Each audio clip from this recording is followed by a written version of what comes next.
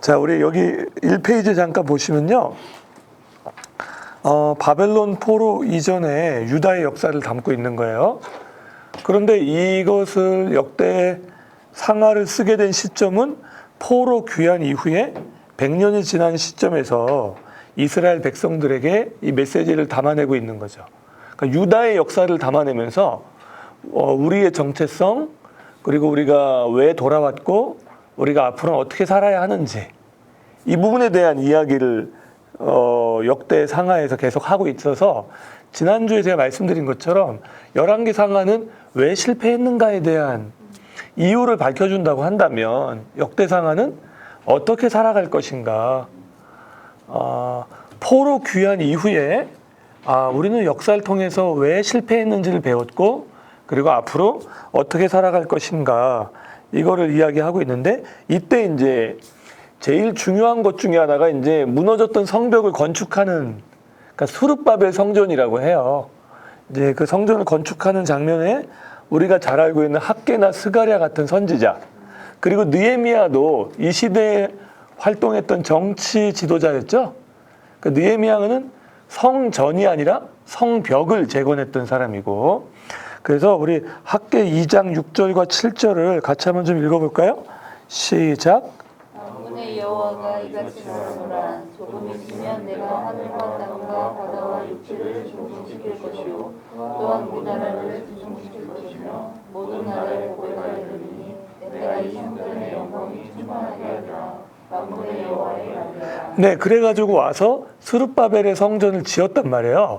근데 그 성전 짓는 것도 우리가 잘 알고 있는 대로 뭐 한 번에 막 은혜 가운데 진행된 게 아니고, 방해도 있었고, 또 와서 살다 보니까 그 바쁜 삶의 모습 속에서 성전을 짓는 게 여간 쉽지 않아가지고 중단되어 있을 때 이제 선지자들이 계속 격려하면서 이제 짓게 된 성전이 이제 스룹바벨 성전인데, 제가 이따가 나눔 이후에 성전에 대한 역사를 한번 좀 심플하게 정리해 드릴 거예요.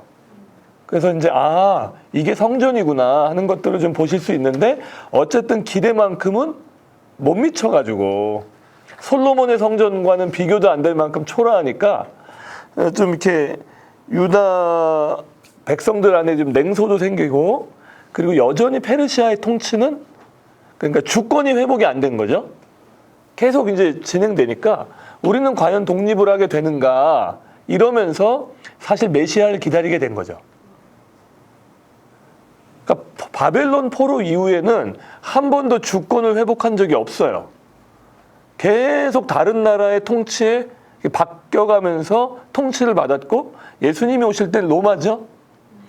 그러니까 그들은 계속 그 정치적 메시아를 기다릴 수밖에 없었던 거예요. 이해가 되는 부분이 있어요, 유대인들의 역사의 맥락을 따르면. 그래서 그런 관점에서 어떻게 살아야 할 것인가에 대한 이야기들을 좀 담고 있다고 보고요. 3페이지 한번 가보시면요.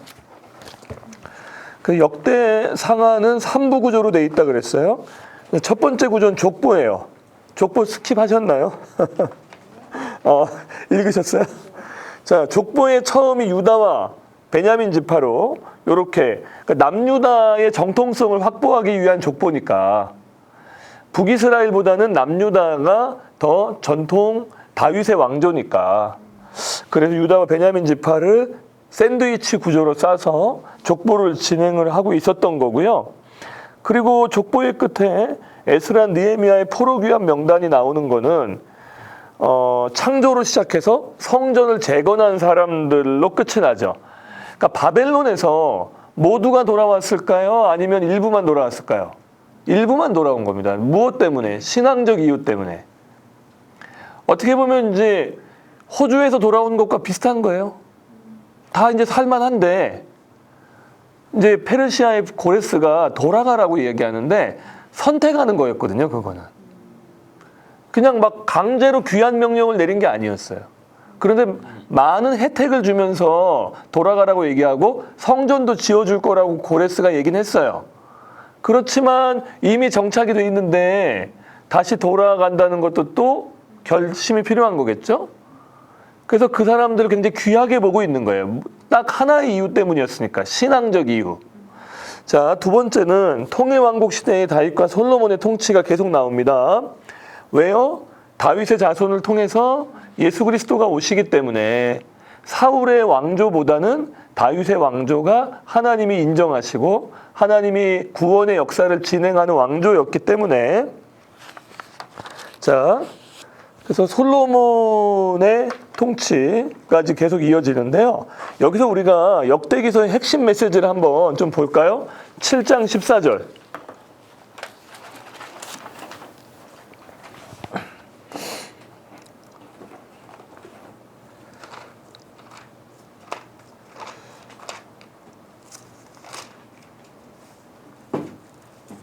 자, 7장 14절을 같이 한번 좀 읽어보겠습니다.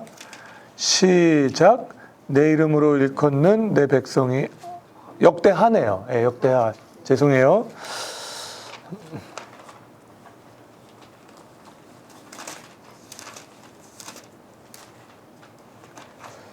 자, 읽겠습니다. 시작. 내 이름 나오나 스스로 기도하여 내 얼굴을 찾으면 내가 하늘에서 듣고 그들의 기도하고 그들의 땅을 고치리라. 15절 읽어보세요. 이제 이곳에서 하는 기도에 내가 눈을 들러 귀를 기울이 16절까지 이는 내가 이미 이 성전을 택하고 거룩하게 하여 내 이름을 여기에 영원히 있게 하였습니다. 내 눈과 내 마음이 자 하나님이 그러니까 솔로몬이 성전을 다 봉헌하고 나서 그 성전 안에서 기도하는 맥락 속에서 나온 거거든요. 어떤 하나님이신가?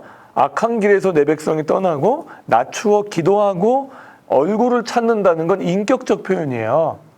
하나님의 능력만 구하는 게 아니고 그러니까 문제 해결만 구하는 게 아니라 하나님 그분과 교제하는 삶을 이야기할 때 얼굴을 가리키거든요. 내가 하늘에서 듣고 그들의 죄를 사하고 그들의 땅을 고칠지라. 그래서 구약에서의 땅이 나오면 언제나 주권과 관련이 있다는 것을 기억하시면 좋겠어요. 그러니까 땅을 고치신다는 게 단순히 그 땅이 뭐 이렇게 수질 오염된 게 아니잖아요. 근데 왜 고쳐요? 그 땅을 지금 누가 주권을 잡고 있으니까 다른 나라가 잡을 때 내가 너희가 돌아오면 그 주권을 회복시킬 거다. 이런 차원으로 보시면 될 것 같고 그다음 세 번째 역대하 10장부터 36장까지는 분열왕국 시대의 유다 왕들의 통치죠. 핵심 단어는 계속 반복돼요. 의지하라, 찾으라. 그런데 이제 왕들의 역사를 보면은 신앙을 보이다가 타락한 사람들도 있고 두 번째는 전혀 아버지와는 다른 상반된 자세를 보이면서 그렇게 하나님을 구했던 의지하고 찾았던 왕들도 있고 그리고 하나님께 그 회개한 상반된 태도를 보이는 왕들이 있죠. 그러니까 회개한 왕들도 있지만 회개하지 않은 왕들. 그래서 왕들의 어떤 그 역사의 기준을 하나님과의 관계에서 찾고 있다. 이렇게 보시면 될 것 같고요. 뒤로 넘어가 보시면 포로로 잡혀간 왕들과 왕국의 종말 이렇게 나오는데 마지막 왕이 시드기야인데 바벨론에 눈 뽑히고 잡혀가거든요. 굉장히 비참한. 왜냐하면 바벨론이요. 그러니까 일단 정복한 나라면은 뭐가 필요하죠? 샘플이 필요합니다. 본때를 보이는 게 필요하니까 왕 자체의 눈을 뽑아가지고 니네는 우리한테 완전히 멸망한 나라라는 걸 보여주는데 그때도 시드기야의 잘못은 여호와 앞에 겸손하지 않았다라고 이야기하는 거죠. 그래서 본토 귀환을 허락하는 고레스 칙령이 있었어요. 이 페르시아의 왕입니다. 근데 페르시아는 지방 분권화 정책을 폈어요. 그래서 내가 너희들 돌려보내주고 원한다면 너희의 종교에 성전도 지어줄게, 허락할게. 그 대신 뭐 잘 내요? 세금 잘 내라. 세금만 잘 내면 너희 문제 안 삼을게. 돌아가서 너희 그렇게 하도록 해. 바벨론은 어땠을까요? 바벨론 그 제국의 컨셉은 교육이었어요. 그래서 많은 인재들을 다 어디로 데려갑니까? 바벨론 수도로 데려가죠. 그 중에 하나가 다니엘이에요. 그러니까 데려가서 바벨론 유화 정책을 펼칩니다. 그래가지고 많은 그 혜택을 주면서 바벨론의 교육을 받게 하고 바벨론의 사람이 되게 하는 게 정책이었다면 페르시아는 정치 컨셉이 바뀐 거죠. 그래서 이 컨셉은 지방 분권이었어요. 그래서 고레스가 측량을 한 거죠. 그러니까 바벨론 포로 70년 후에 돌아오겠다고 하셨던 그 하나님의 성취가요, 단순히 어떤 은혜가, 우리가 생각하는 그런 은혜라고 하는 측면이 어떻게 역사하신 거냐면 세상 경영을 통해서. 그렇죠? 세상의 통치자들의 경영은 자기들 마음대로 한 건데 하나님의 구원 역사 속에서는 그것을 어떻게 하신 겁니까? 사용하신 거죠. 그래서 하나님의 백성을 다시 돌이키신 거예요. 기가 막힌 일입니다. 그러니까 지금도 뭐 트럼프나 시진핑이나 뭐 아베나 뭐 이 세상을 쥐고 흔드는 건 세상의 정치 권력자 같지만 하나님의 구원 역사는 바로 그런 정치 권력자들 위에서 역사하고 계시고 그 말씀이 이루어질 거다. 우린 이게 믿음인 사람들이죠. 이런 식으로 돌아갈 거라고 상상했을까요? 시대가 바뀌면서 고레스가 돌려보내. 근데 이런 적도 한 번 있었죠. 요셉을 알지 못하는 새 왕이 일어나요. 그러면서 이제 더 이상 이스라엘 백성이 이집트에 살 수 없어. 그런 상황이 됐는데 알고 보니까 하나님이 이집트에 계속 살게 하시는 게 아니라 구원하기 위한 역사였다는 거죠. 그러면 우리도 이제 이 시대에 대한 하나님의 구원 역사가 여전히 진행되고 있음을 좀 믿으셔야 되는 거고, 그러면 우리는 그 안에서 어떻게 살아야 할 것인가를 물어야 되는 거죠. 어떻게 살아야 될 것인가, 코로나 시즌에. 자, 역대상하 잠깐 우리 좀 보도록 하겠습니다. 제가 이렇게 좀 제목을 정해봤어요. 아까 우리 조설아 집사님이 정확하게 찝으셨어요. 다 너무 잘하셨어요. 너무 잘하셨고, 이겁니다. 역대상하는 성전에 대한 태도가 성공의 열쇠예요. 성전에 대한,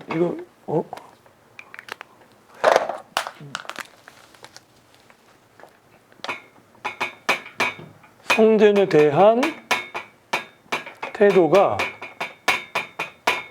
성공의 열쇠예요.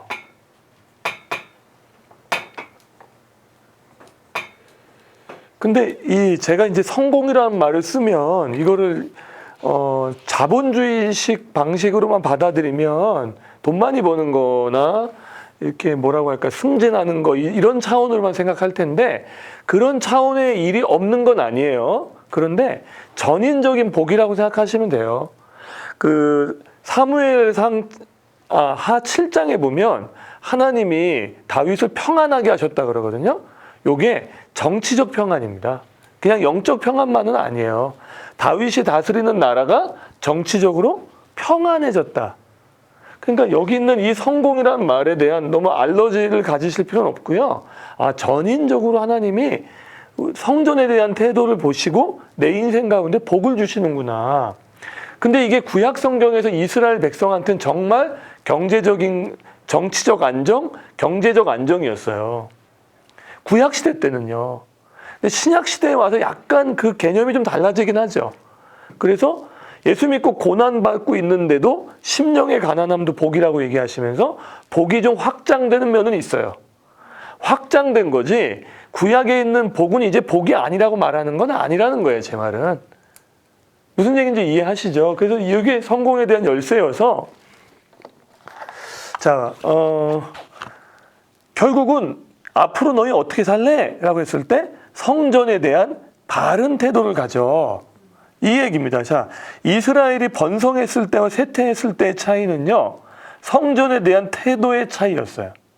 그 역대기 상에 따르면요, 다윗 왕의 일생에서 가장 중요한 게요, 성전 건축을 준비하는 일이에요. 사무엘 하에서는 그냥 간단히 넘어가죠. 근데 여기서는 21장부터 29장까지 굉장히 많은 부분을 할애하고 자기는 못 짓지만 뭐합니까? 계속 준비하는 과정을 보여주죠. 이게 왜냐하면 다윗의 일생에서 가장 중요한 일은 성전 건축을 준비하는 일이었고, 역대기에 나온 솔로몬의 인생도 역시 마찬가지예요. 그 성전을 잘 섬기는 일이었다. 그래서 유다의 왕들이 성전에 대한 바른 태도를 보였을 때 국가가 평안했고 무시했을 때 어려움을 겪어요. 그래서 이 성전에 대한 태도가 굉장히 중요하다 이야기를 하는데, 그럼 오늘날 우리 성도들에게 성전, 자, 성전은 사실은 그 껍데기가 중요한 게 아니라 뭐 때문에 의미가 있나요? 하나님이 거기서 내 백성을 만나잖아요. 거기서 하나님과의 관계가 회복되잖아요. 거기서 하나님이 하나님의 백성을 만나겠다고 공식적으로 만난 만남의 장소이기 때문에 하나님은 성전에만 계신 분이 아니잖아요. 하나님은 온 우주에 계시지만 특별히 그 성전 안에는 내가 나를 찾는 백성들을 만나겠다라고 얘기하셨기 때문에 중요하다는 거죠. 성전에 대한 태도가. 자, 그럼 오늘날 성전에 대한 태도는 뭐냐면 이 하나님과의 관계인데 제가 한 3가지 정도로 좀 정리해 봤거든요. 첫 번째는요, 하나님의 나라, 영광, 나라, 뜻에 대한 태도예요. 자, 첫 번째, 오늘 우리 현대 그리스도인들에게 하나님의 영광, 그리고 나라, 뜻에 대한 태도예요.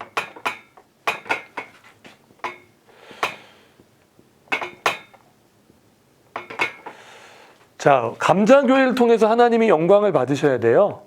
그러니까 높임을 받으셔야 된다는 얘기예요. 감자교회를 통해서 하나님의 나라가 이루어져야 되죠. 감자교회를 통해서 하나님의 뜻이 이루어지길 바라요. 자, 이거 주님이 가르쳐 주신 기도 위에 3가지죠. 하늘에 계신 우리 아버지, 아버지의 이름이 거룩히 여김을 받으시고 아버지의 나라가 임하시고 하늘의 뜻이 이 땅 가운데 이루어지기를 원한다.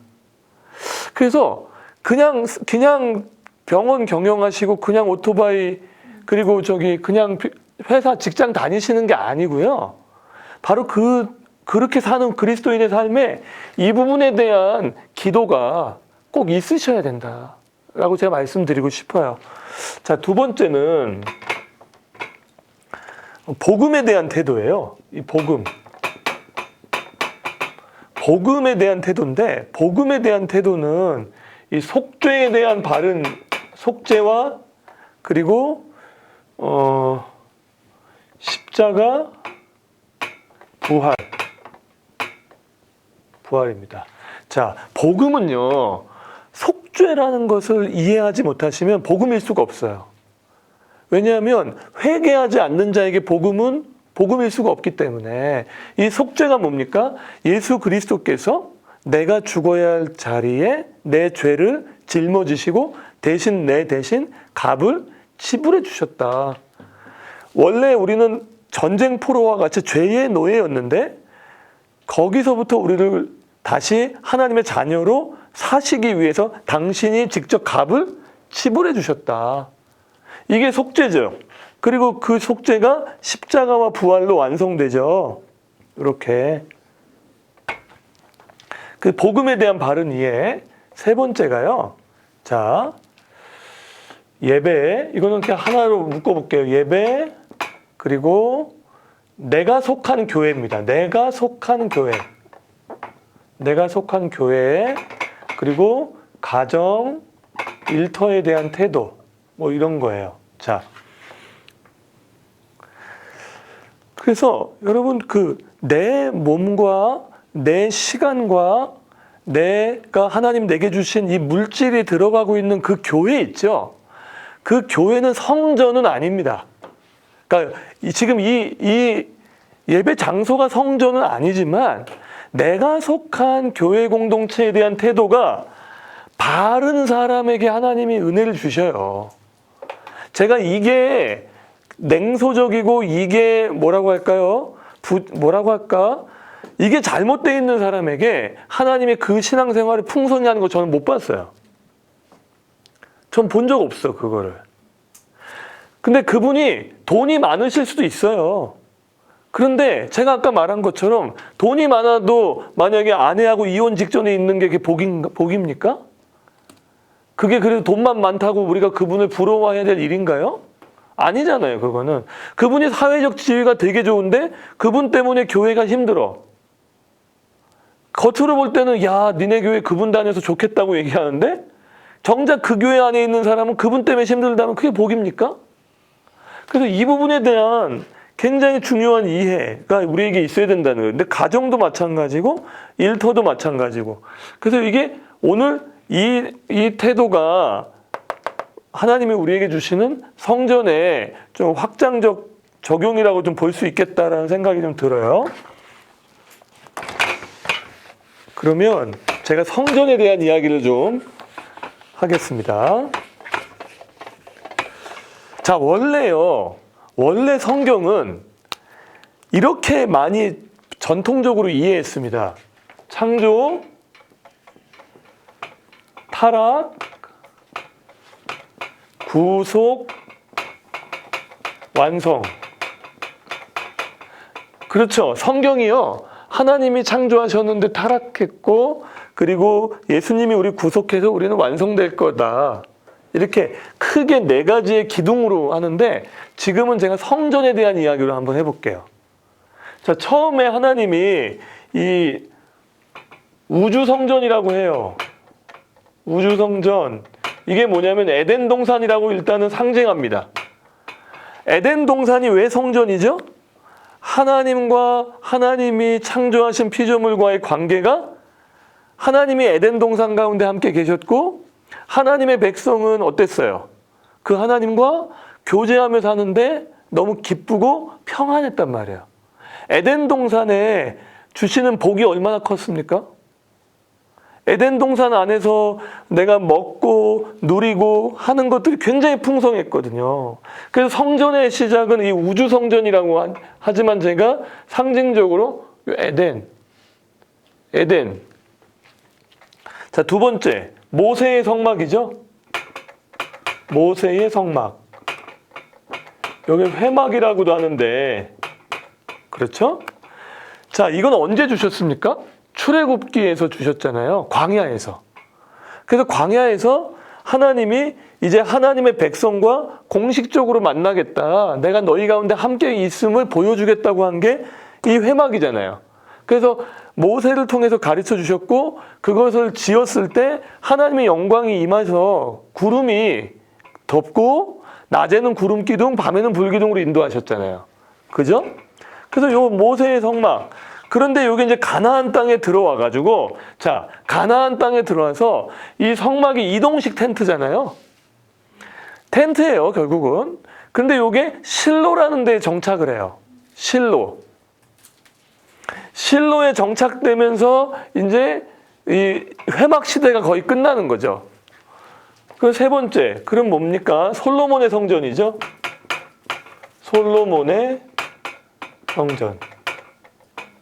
여기 이제 예루살렘 성전입니다. 예루살렘 성전. 그래서 이제 모든 이 통일 이스라엘의 모든 사람들은 바로 이 성전에서 하나님을 만나고 하나님과 교제하도록. 그런데 제가 솔로몬이 기도할 때 그 솔로몬의 기도 나오죠. 거기 보면 이렇게 솔로몬이 얘기합니다. 하나님은 성전 안에만 계신 분이 아니다. 그런 정확한 신앙 고백을 해요. 하나님이 성전 안에 계신 분은 아니지만 이 성전을 지음으로 이 성전 안에 계심을 우리도 느끼고 우리 모두가 이 성전 안에 모여서 하나님의 백성 공식적으로 만나는 채널로 하나님의 성전을 주셨다고 얘기하거든요. 그래서 이렇게 얘기합니다. 우리가 만약에 다른 민족의 지배를 받고 포로로 나갔을 때 성전을 향하여 창을 열고 기도하면 하나님이 우리의 기도를 들어주실 거다. 이렇게 얘기를 하죠. 그래서 그 다니엘이요. 어떻게 합니까? 예루살렘을 향해 창을 열잖아요. 그 말씀을 굉장히 잘 알았던 사람이에요, 다니엘은. 그냥 하는 게 아니에요. 아, 하나님 그렇게 말씀하셨지? 하고 그렇게 하나님이 주셨죠. 그런데 여기서 어떻게 됩니까? 이 성전이 무너졌죠. 이 성전이 무너졌어요. 완전히 망했어요. 이 성전이 폭망했습니다. 이러면서 이제 바벨론 포로가 되잖아요. 그런데 하나님이 이 포로 기간은 심판이 아니고 징계. 그래서 70년이 차면 다시 돌아올 거다. 그런데 아까 제가 말씀드린 것처럼 이 70년이 도대체 어떻게 차서 어떻게 돌아올지 몰랐는데 나라를 바꾸고 통치자를 바꾸고 정치 컨셉을 바꾸면서 하나님이 역사하셨다. 그래서 사람들은 그냥 야, 나라의 정책이 바뀌어서 돌아왔대. 그런데 성전의 약속을 기다리고 있는 사람은 아는 거죠. 그것마저도 누가 주관하신다. 하나님 주관하시는 거야. 그 돌아오는 사람들은 다 뭘 느끼는 겁니까? 하나님이 이 세상을 경영하시는 걸 확실하게 내가 믿는다. 라고 하는 장면으로 이제 가게 된 거죠. 그래서 이제 네 번째가 수룹바벨의 성전이에요. 수룹바벨의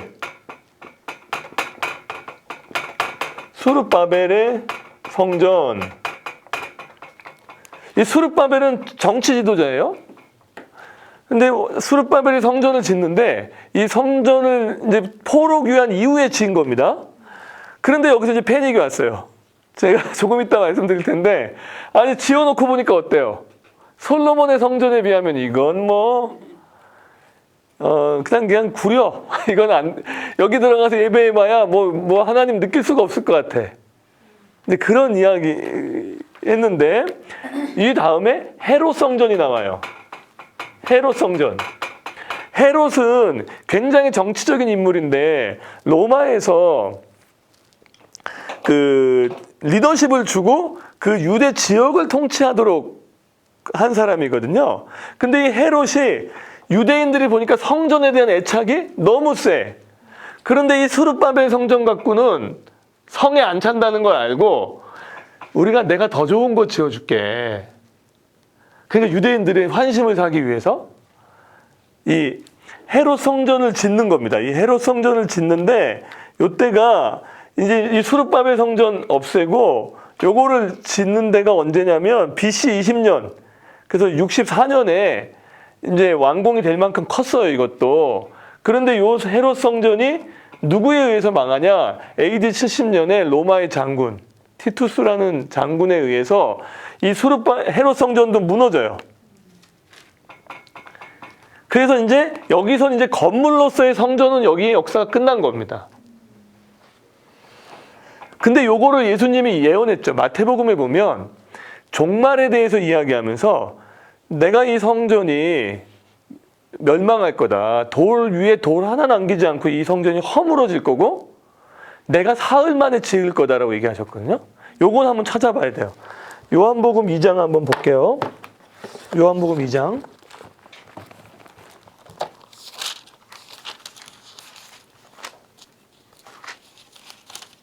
2장 19절부터 21절까지. 자, 같이 한번 좀 읽어보겠습니다. 시작. 대답하는 때에 너희가 이 성전을 헐라 내가 사흘 동안 일으키리라.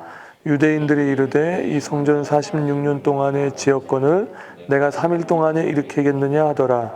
그러나 예수는 자, 이 성전 니네가 그렇게 저거 하는데 사흘 만에 헐 수 있고 내가 사흘 만에 다시 일으킬 수 있는 분이야 라고 얘기하면서 이때부터 누가 성전임을 보여주시는 겁니까? 예수님이 성전이셔요. 내가 이제 성전이다라고 얘기하신가? 왜냐하면 보세요. 이 성전의 핵심은 하나님과의 교제에 있는 거거든요. 그걸 위해서 필요한 거지 다른 이유로 필요한 게 아니잖아요. 근데 예수님이 정말 참된 성전이신 이유가 우린 예수 그리스도를 통해서 하나님과의 관계를 회복하실 수 있잖아요.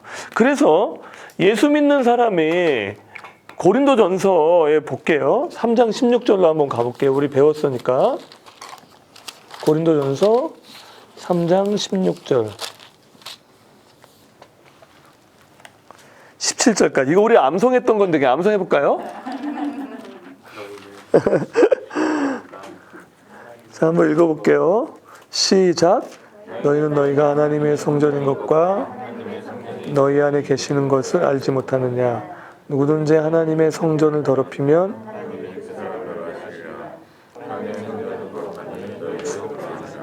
아멘. 자, 6장 19절 한번 가볼게요. 19, 20절. 이것도 우리 외웠던 건데. 자, 시작. 너희 몸은 너희가 하나님께로부터 받은 바 너희 가운데 계시는 성령의 전인 줄을 알지 못하느냐. 너희는 너희 자신의 것이 아니라 값으로 산 것이 되었으니 그러는 너희 몸으로 하나님께. 자, 예수 안에 사는 그리스도인이 뭐라 그러는 거죠? 성전이라고 한 거잖아요. 이제는 눈으로 보이는 가시적 성전이 아니라 너희가 그리스도인이, 이 교회입니다. 교회를, 그러니까 건물이 아닌 교회, 예수를 그리스도를 믿는 사람들의 모임인 이 교회가 성전이다. 그래서 우리가 성전입니다. 지금 우리가 성전이에요. 왜? 너희 안에 누가 계시기 때문에, 그리스도가 계시기 때문에 우리가 성전이고요. 마지막으로 요한계시록에 보면 이제 이 성전이 완전히 완성되는 날이 옵니다. 이게 하나님 나라의 완성이에요.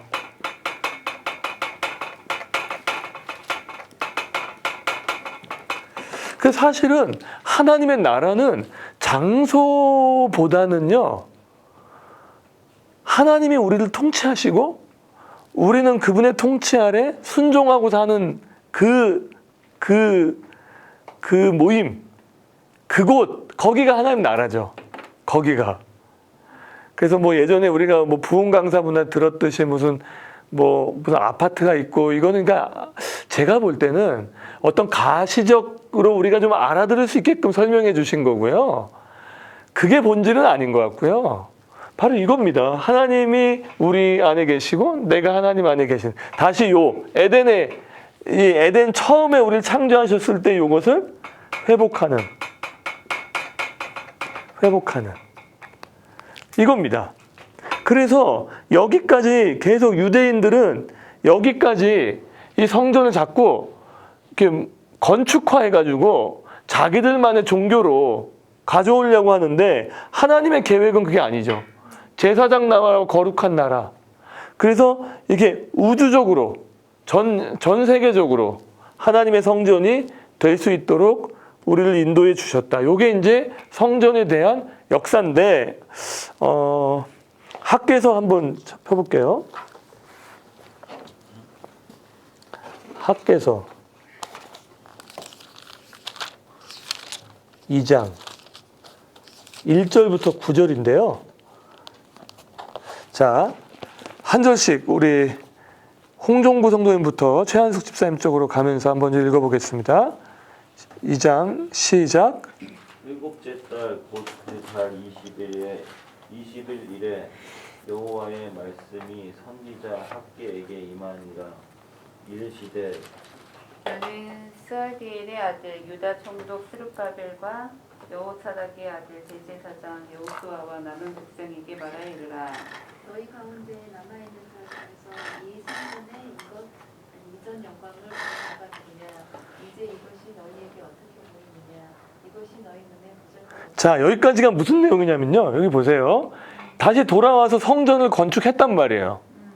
그런데 건축해 보니까 너무 초라한 거죠.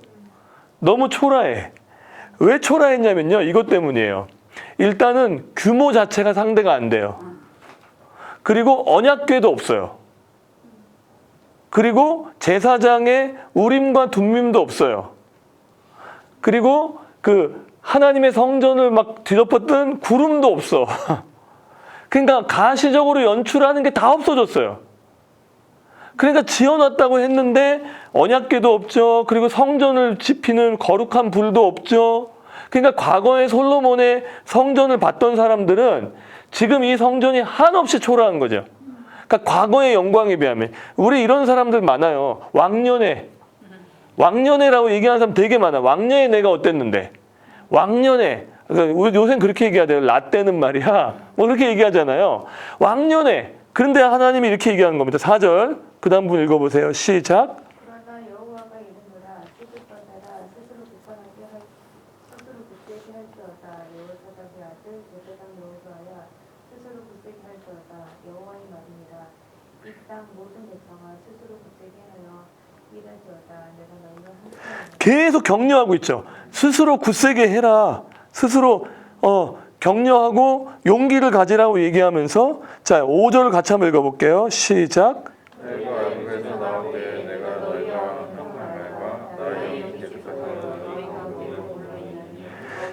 자, 여기서 중요한 말입니다. 내가 이집트에서 너희를 건져 올 때부터 내가 너희와 언약한 말씀이죠. 그리고 나의 영, 성령이죠. 그래서 나의 말씀과 영이 계속해서 너희 가운데 머물러 있는 동안은 두려워하지 마라. 너희가 예전에 그 겉모습의 솔로몬의 성전이 아니라 지금 이 스룹바벨 성전에서도 여전히 내 말씀과 내 성령이 너희와 함께하고 있으니 두려워하지 말라. 여러분, 이거를 요한복음에 뭐라고 얘기합니까? 하나님은 영이시니 예배하는 자가 성령과 진리로 예배할지니라. 나는 그렇게 아버지께 예배하는 자를 찾는다고 얘기하셨잖아요. 자, 그 다음 구절 한번 읽어볼게요. 그 다음 분 읽어보세요. 만군의 여호와가 이같이 말하노라. 조금 있으면 내가 하늘과 땅과 바다와 육지를 진동시킬 것이요. 계속 읽어보세요. 그 다음 분이. 또한 모든 나라를 진동시킬 것이며 모든 나라의 보배가 이르리니 내가 이 성전에 영광이 충만하게 하리라. 만군의 여호와. 이 보배가 예수 그리스도입니다. 내가 이 모든 나라의 이 영광이 충만할 수 있도록 보배가 이르게 하겠다. 이게 예수 그리스도에 대한 예언이에요. 그 다음 분 읽어보세요. 은도 내 것이요 금도 내 것이라 만군의 여호와의 말이니라. 같이 읽어볼게요. 구절은 시작. 이 성전의 나중 영광이 크리라. 만군의 여호와의 말이니라. 내가 이것을 자, 보십시오. 이전 영광보다 어떻게 된다? 클 거다. 그런데 내가 이곳에서 뭘 주겠다? 평강. 여러분, 하나님이 예수 믿는 사람들에게 주신 약속이 있어요. 내가 이전 영광보다 어떻게 하겠다? 더 크게 임할 거다. 그리고 그 크게 임하는 그분이 우리 가운데 함께 하셔서 내가 이곳에서 뭘 주겠다? 평강을 주겠다.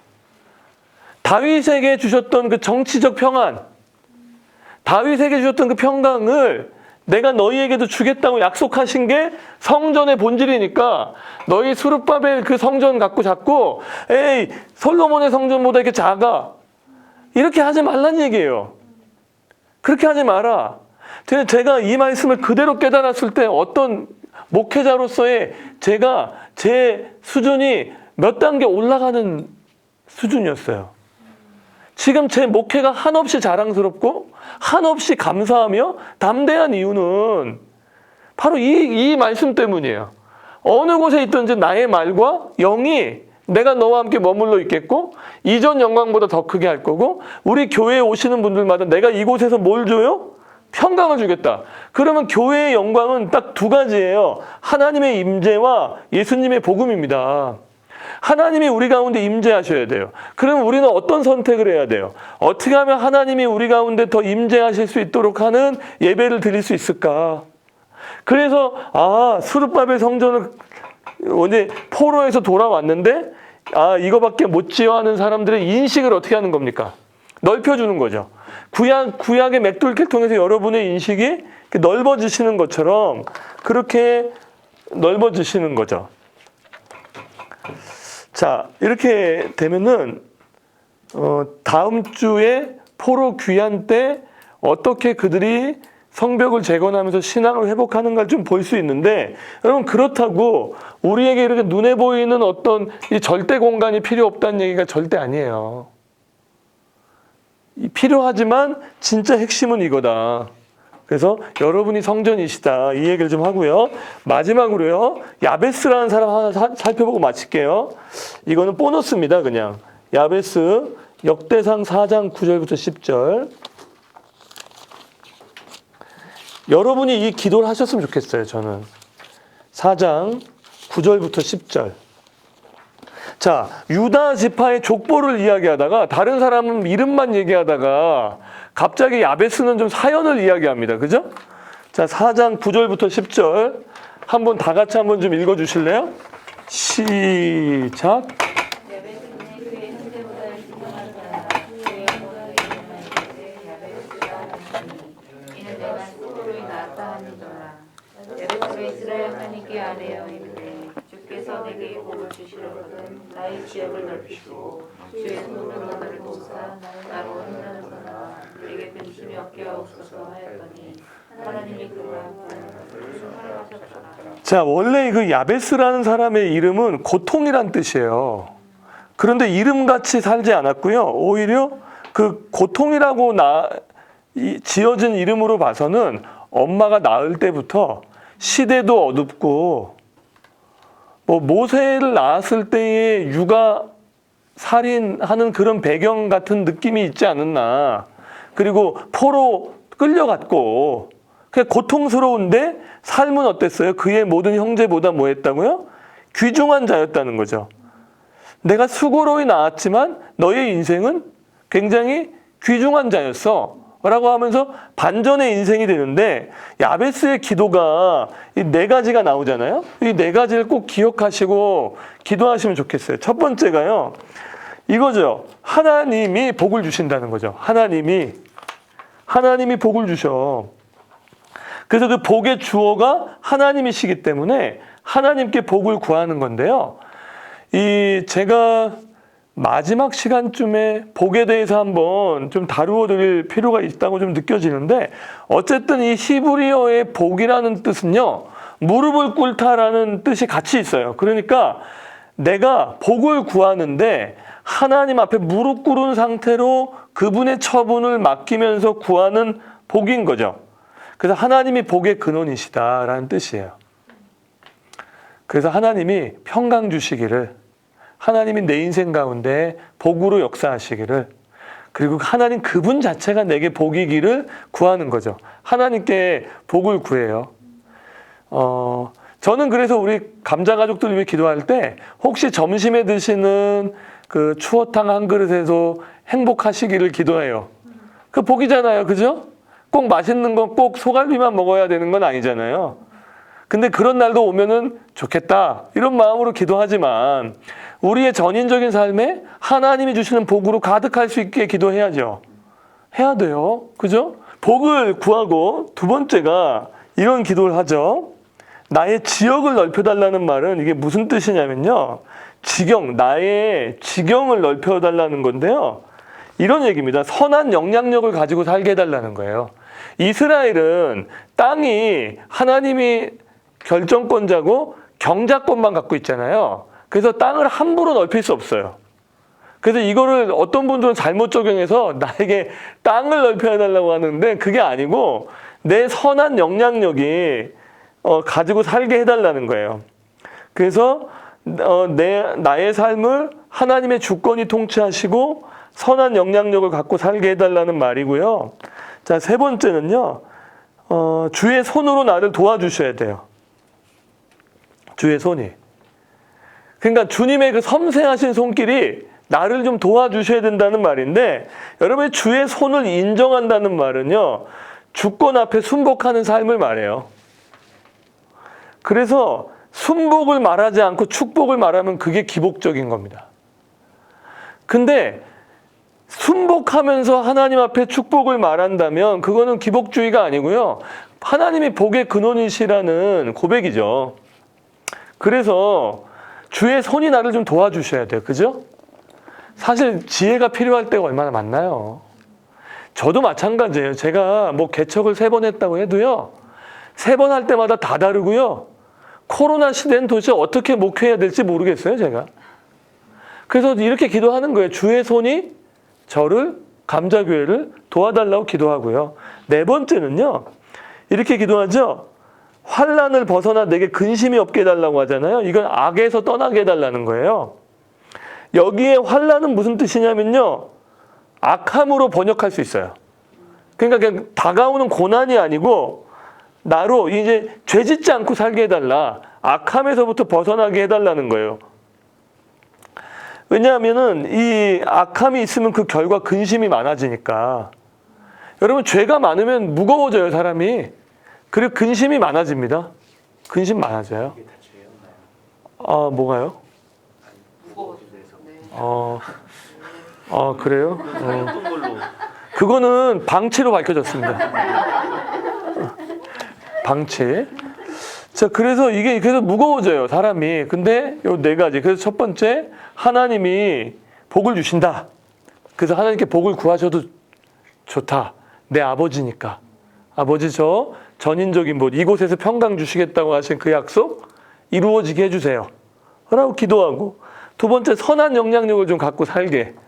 하나님, 내가 어떤 백성으로 살던지 자꾸 막 연봉 갖고 어떤 사회적 지위 갖고 선한 영향력 얘기하시지 말고 그게 아니고 내가 하나님의 성전으로 살면서 누군가에게 친절을 베푸는 거, 우리 교회에 들어온 누군가에게 먼저 안부를 묻는 거, 이게 선한 영향력의 출발 아니겠어요? 그러다 주시면 겸손하게 그걸 행하는 거, 또 안 주셔도 내게 주신 삶의 자리에서 그리스도인답게 사는 거, 이거죠. 그리고 세 번째가 주의 손이 나를 도와달라. 나는 주님의 손길이 필요하다. 네 번째, 악에서 떠나게 해달라 라고 기도하게 되는 겁니다.